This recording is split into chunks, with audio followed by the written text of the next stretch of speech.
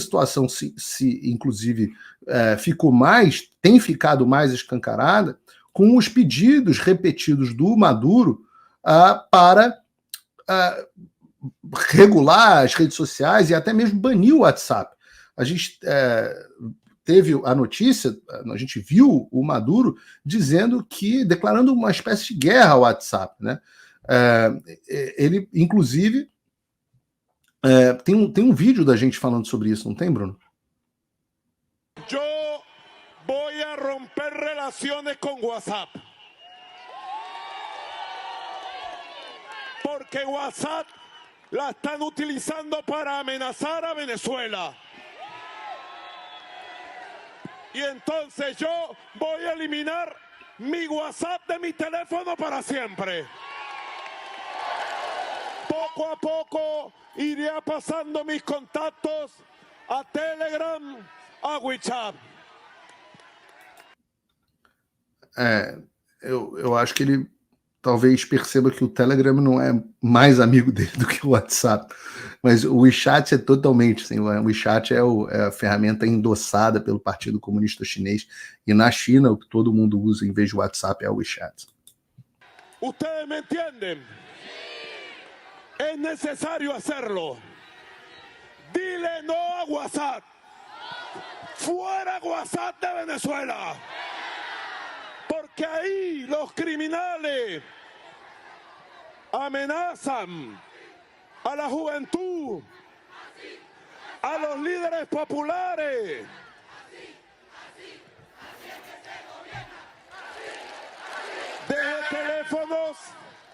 Desde teléfonos de Colombia, de Miami, de Perú, de Chile, se esconden cobardes detrás del anonimato, pero le digo a los fascistas cobardes, ustedes se esconderán, pero la juventud patriota y revolucionaria está en las calles y jamás nos esconderemos.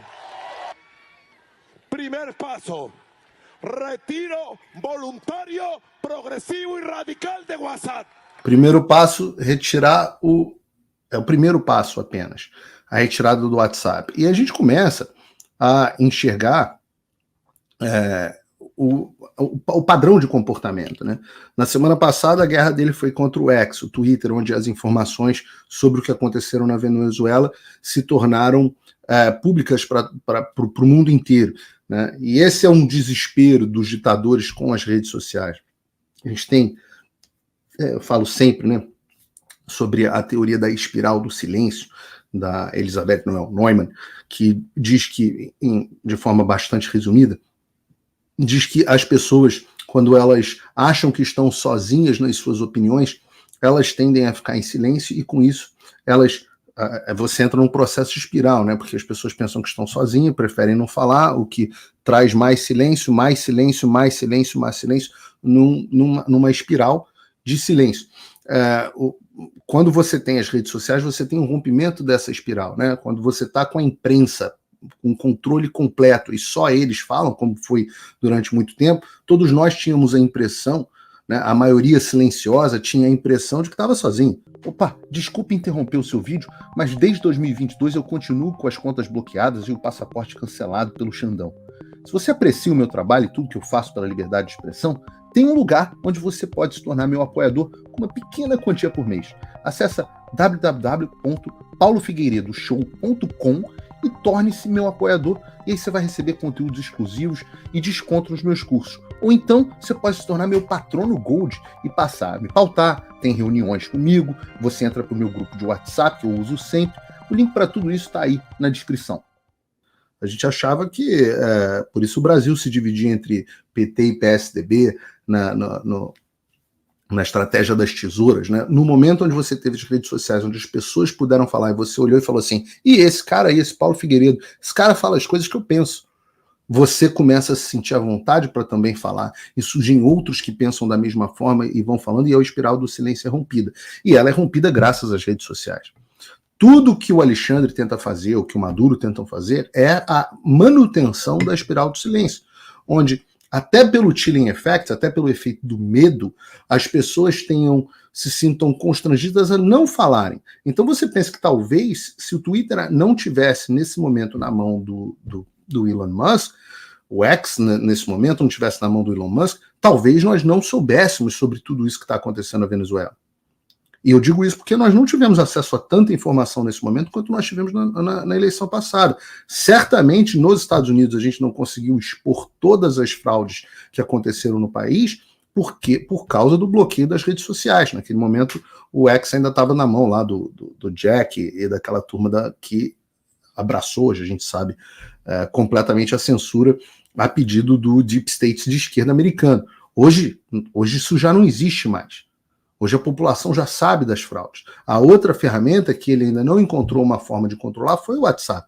Lembrem, pouco antes das eleições do Brasil, o Alexandre de Moraes estava fazendo blitz no WhatsApp, mandando prender empresário que tinha curtido postagem em grupo, tocando o terror. O WhatsApp, por conta dos pedidos do TSE e do STF, termos de ajuste de conduta e tudo mais, tem uma série de restrições para o Brasil que não tem no resto do mundo. O WhatsApp funciona melhor no resto do mundo do que funciona no Brasil. E nós temos, enquanto o Maduro está... Agora reparem, né? Isso é importante de vocês observarem. Quando eu digo que, em vários sentidos, a Venezuela está à frente do Brasil, eu digo que o Maduro não retirou o WhatsApp de funcionamento do país. Ele está falando para as pessoas voluntariamente desinstalarem o WhatsApp. O Alexandre chegou a bloquear completamente o Telegram do Brasil. Ora, ameaçou retirar o Twitter completamente do Brasil se o Twitter não se comportasse.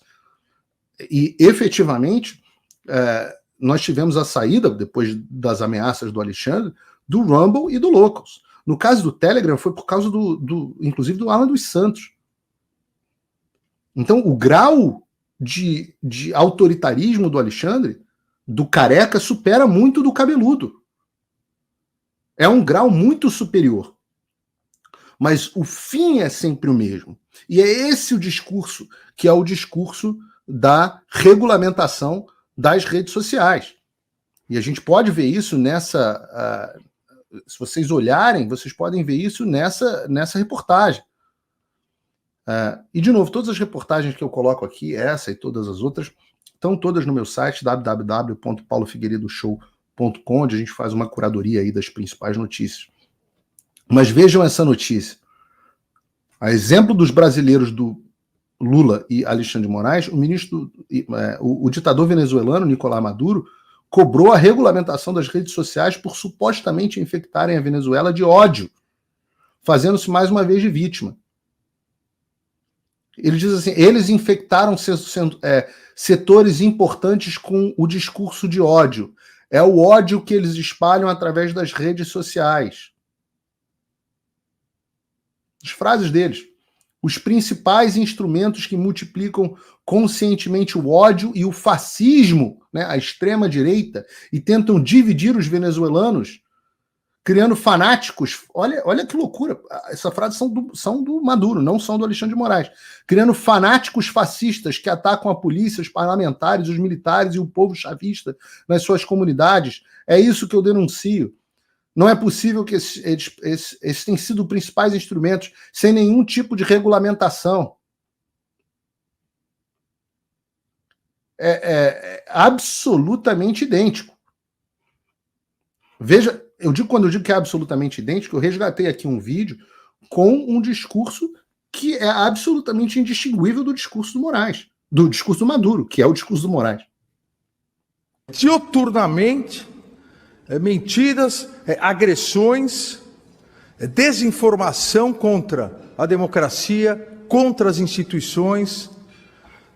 Nenhuma empresa resistiria. E não resistiria porque não há uma regulamentação em relação às redes sociais. Não há uma regulamentação, e isso é um problema mundial. A União Europeia tem constituído já há 2 anos uma comissão para regulamentar. A Austrália tem uma legislação inicial dessa regulamentação. Aqui, nos Estados Unidos, o Congresso americano vem estudando essa regulamentação, porque não é possível é que as redes sociais sejam terra de ninguém.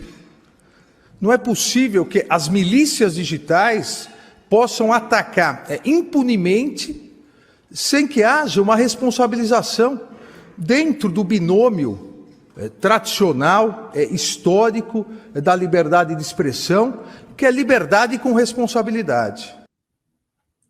E o que ele esquece de dizer é que, na verdade, de fato, existem grupos de estudo que a Europa conseguiu passar legislações de regulamentação de rede social, que na Austrália tem essa discussão, etc, etc, e até mesmo no Congresso dos Estados Unidos. Faltou ele dizer algumas coisas nesse discurso. Primeiro, que foi miseravelmente derrotado o discurso de regulamentação nas redes sociais no Congresso americano por violar a primeira emenda da Constituição americana que garante a liberdade de expressão. Não existe essa porra desse binômio que esse infeliz inventou.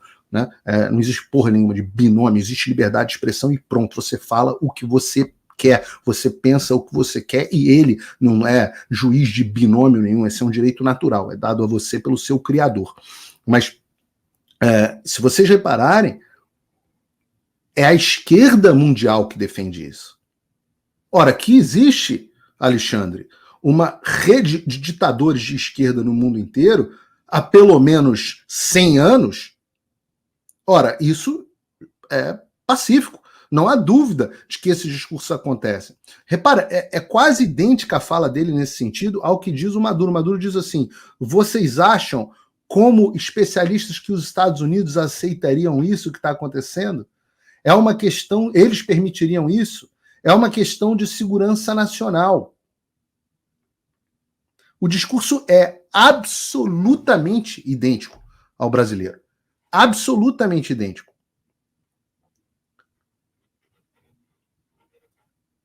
E ao do Lula.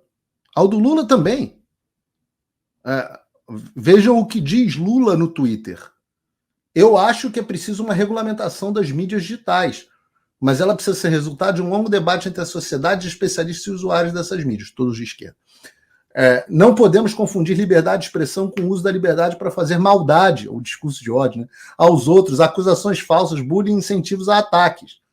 Fazer da internet um instrumento de comunicação e conhecimento para fazer o bem, e a regulamentação precisa ir nesse sentido. Eu disse isso no SBT. O discurso é absolutamente idêntico. E não só o discurso, como a prática. Como essa legislação absolutamente absurda, uma vez que não foi feito, o Congresso se recusou sabiamente a prosseguir com a censura das redes sociais, o Executivo resolveu fazer na canetada. Está aqui. Sobre o pretexto, de novo, notícia do site do Paulo Figueiredo Show, essa é uma republicação da Gazeta do Povo. Sob o pretexto de defender o consumidor, o governo Lula coloca em risco os dados de milhões de brasileiros que acessam as redes sociais. Essa é a opinião de juristas ao analisarem uma nota técnica. O Congresso não fez, e o governo Lula, nas mãos do comunistaço, o Valdir Damocho,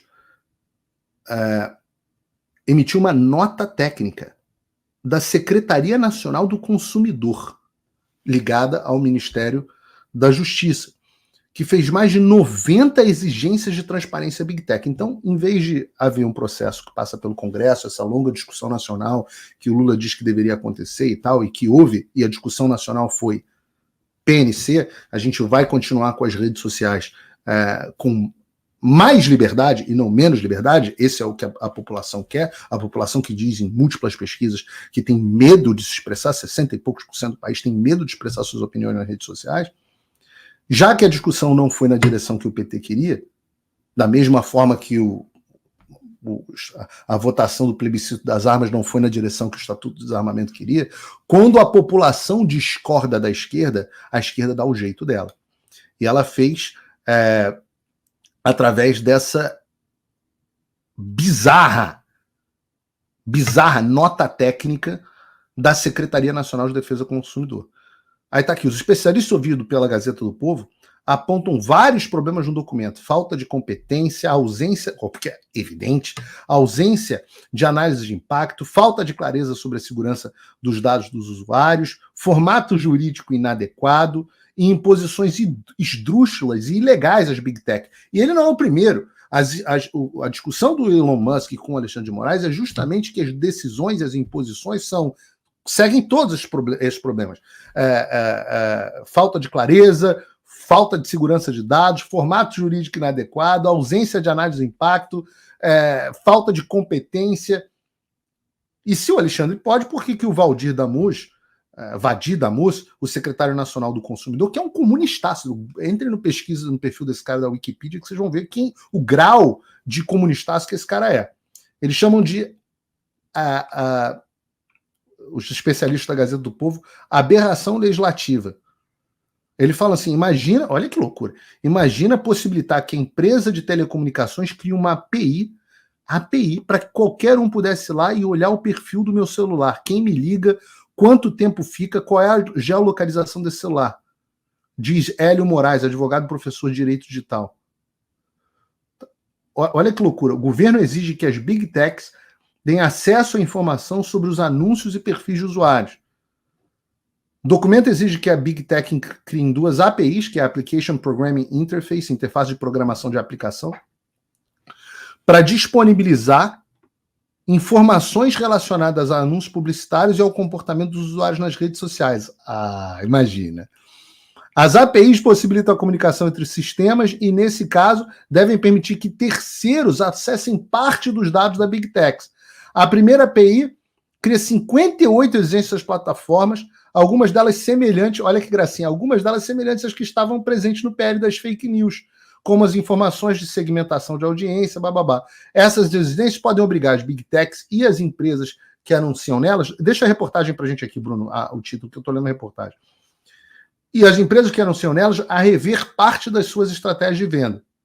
Quanto ao uso de inteligência artificial em anúncios, o Ministério da Justiça exige que as Big Tech sinalizem conteúdos produzidos dessa forma. Já a segunda API é ainda mais obscura. Segundo juristas, pois o governo não deixa claro qual é o seu objetivo. Claro que deixa claro qual é o seu objetivo. Vamos ouvir. Essa interface permitirá que pesquisadores acessem o perfil de navegação de todos os usuários de uma rede social. Informações como a localização geográfica dos autores, histórico de navegação e possibilidade de recuperação de dados temporários, como stories ou mensagens instantâneas, devem ser disponibilizadas a empresas. O governo não explica quem terá acesso aos dados e como vai protegê-los. Assim, aí leiam a reportagem inteira, está no site do Paulo Figueiredo Show, mas é da Gazeta do Povo, e é absolutamente incrível. A reportagem é longa, absolutamente incrível. Outra questão intrigante é que o governo apresentou todas essas exigências por meio de uma nota técnica.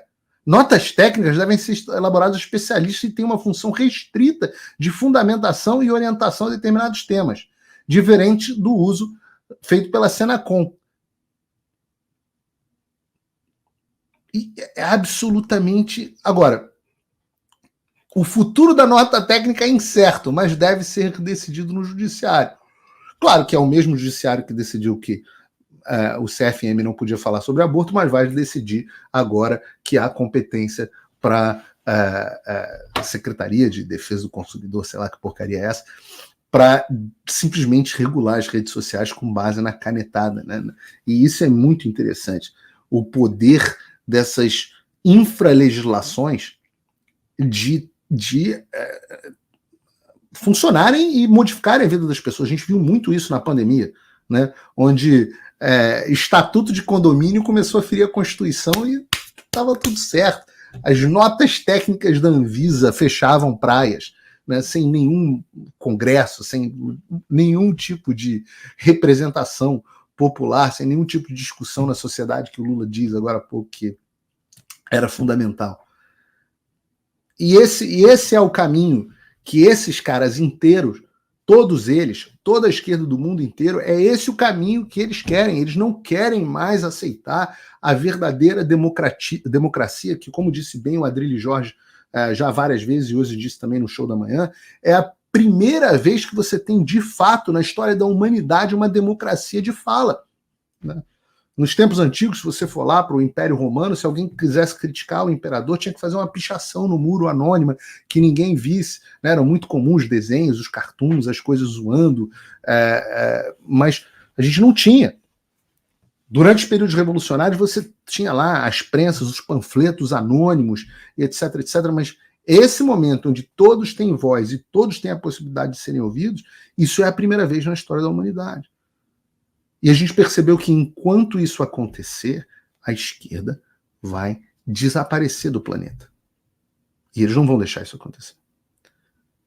Por isso que para mim é absolutamente loucura em um país onde nada é respeitado, onde existem acordos clandestinos entre o Tribunal Superior Eleitoral, o Supremo Tribunal Federal e as Big Tech. Lembrem, o Elon Musk disse, olha, eles clandestinamente queriam que eu fizesse censura das redes sociais, sem sequer vocês saberem e você achando que sou eu. Eu não tenho dúvida que a censura que eu estou sofrendo aqui, que o Fio Diário está sofrendo aqui, apesar das mais de 12 mil pessoas já nos acompanhando, que isso é fruto de acordos clandestinos do STF e do TSE com as empresas de rede social. Eu, inclusive, estou preparando aqui nos Estados Unidos com os meus advogados uma notificação extrajudicial nos Estados Unidos para entender por que o meu canal está sendo escondido, né? Aliás, eu peço a você observar se está assistindo o programa, mas os vídeos do meu canal, que tinham 100 mil visualizações, passaram a ter 14, 15. O canal crescia, chegou a crescer 3, 4 mil pessoas por dia de número de inscritos, e agora não cresce mais. E quando você vai ver o número de recomendações, os meus vídeos são recomendados para 3% das pessoas no YouTube que não são inscritos no canal. Então eu falo, vê se você está inscrito e ativa as notificações, caso contrário eu não vou aparecer para você, mesmo que você adore o Paulo Figueiredo Show. Eu também não coloco tanto conteúdo assim, então é bom que você ative as notificações. Mas o mais preocupante dessa história inteira, né, é claro, essa notificação pode não surgir absolutamente nenhum efeito, mas é importante que a gente vá fazendo os registros e depois, para a gente responsabilizar eles, tanto aqui nos Estados Unidos quanto no Brasil. Mas há uma preocupação enorme com os seus dados. Porque você pode estar achando que está com o perfil Lero 263248 e achar que você está anônimo, mas você está absolutamente exposto. As redes sociais têm e elas fornecem às autoridades de bom grado, porque eles partilham da mesma ideologia, né? Eu tenho a informação de que há muitos recursos pendentes das redes sociais, do YouTube, do Twitter, etc., contra o Supremo Tribunal Federal, recursos esses que nunca são julgados, mas independente disso, e alguns deles não são julgados porque o André Mendonça, o filho da puta do André Mendonça, pede vistas desses processos, né? Essa indicação genial do Bolsonaro, terrivelmente evangélico para o Supremo Tribunal Federal, mas as redes sociais, apesar desses recursos, elas adotam muitas vezes essa censura dos conservadores de bom grado, de muito bom grado. Então, vejam vocês, eu não entendo como qualquer um de vocês pode estar usando a internet no Brasil sem um VPN. Eu não consigo entender. E tudo isso que nós falamos agora sobre a regulação, isso perde o efeito e o objeto com o VPN. O VPN permite que você acesse as suas informações com privacidade, sem que o Vadir Damus possa determinar que as redes sociais abram para os pesquisadores. Você efetivamente passa a ser protegido. Você volta à sua privacidade. Ele impede que o Alexandre retire sites do ar, ele impede que o Alexandre retire perfis do ar, você volta a ser dono da sua internet. E você que não tem um VPN hoje em dia, e é por isso que eu estou todos os dias falando em todos os programas para você baixar um VPN. Tem um link aqui na descrição para você baixar o Proton VPN, que é o melhor dos VPNs. É absolutamente o melhor dos VPNs. Custa no plano anual, tá aqui, $4,49 no plano de 2 anos e $4,99 no plano anual. E ainda tem, se você for ali no cantinho inferior, no link aqui da descrição, tem uma versão gratuita. Você tá ferrado, tá quebrado, tá ruim de grana, não tá conseguindo pagar as contas, pô, usa pelo menos a versão gratuita, mas não deixe os seus dados expostos. Sabe-se lá em que listas você vai parar. Vocês sabem que todos os meus apoiadores, eu mantenho o registro em servidor próprio nos Estados Unidos. Absolutamente protegido das arbitrariedades do Alexandre. Então você tem que buscar da melhor forma possível a sua privacidade. Eu recomendo o Proton VPN, já falei, o meu objetivo é que quando... E o Alexandre já disse isso. Não adianta eu ficar bloqueando, tem um processo escrito nas decisões que a gente viu que o Congresso divulgou, ele fala, não adianta bloquear apenas no Brasil porque as pessoas podem acessar por VPN. Ele sabe do VPN e ele morre de medo do VPN. Só que a jurisdição dele termina no Xandaquistão. Então não há nada que ele possa fazer a esse respeito. O que você pode fazer, a sua obrigação é baixar um VPN. O melhor de todos é o Proton e o link está na descrição.